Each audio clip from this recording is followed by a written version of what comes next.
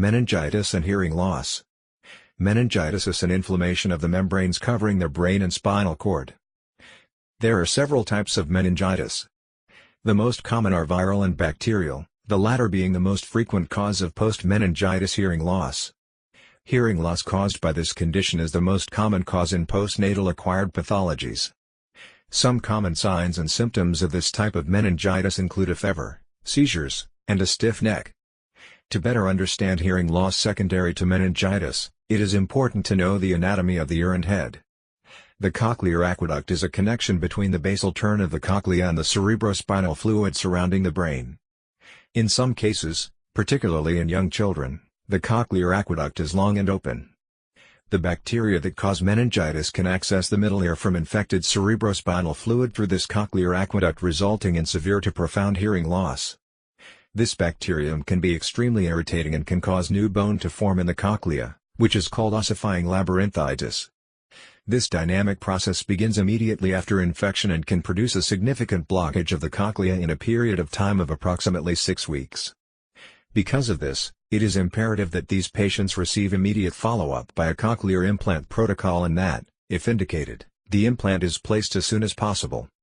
If time passes, ossification of the cochlea can be significant by preventing complete insertion of the electrode array and even preventing any type of insertion. The degree of post-meningitis hearing loss can vary from mild to profound, even reaching anacusis, absence of hearing remains, in some cases. The hearing loss may be unilateral or bilateral and sometimes progressive.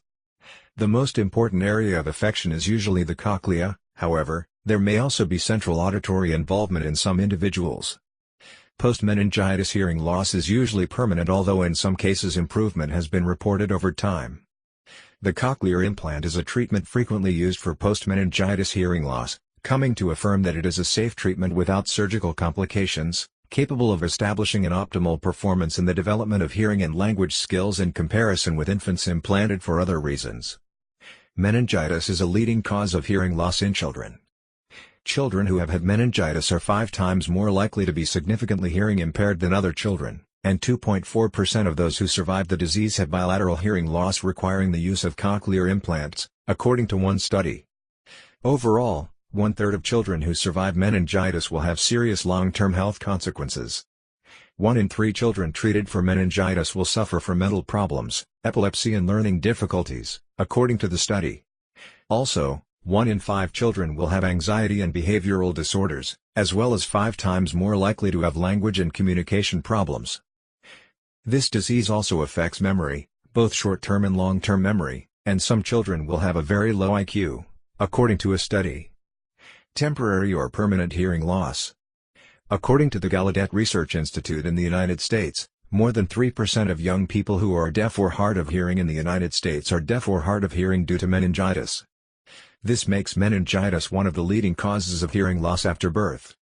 Other studies indicate that approximately 10% of children who survive meningitis in developed countries will suffer permanent hearing loss. However, the hearing loss that develops from meningitis may also be temporary. Meningitis is a disease characterized by inflammation of the meninges, which are the protective membranes covering the brain and spinal cord. This inflammation can be caused by viral, bacterial, or other microorganisms and to a lesser extent by certain medications. Meningitis can be lethal because this inflammation affects by proximity to the brain and spinal cord. It is, therefore, a disease that requires emergency medical treatment. Signs of hearing loss in children. Hearing loss in children can be difficult to detect and parents are advised to pay special attention to possible signs of hearing problems in early childhood.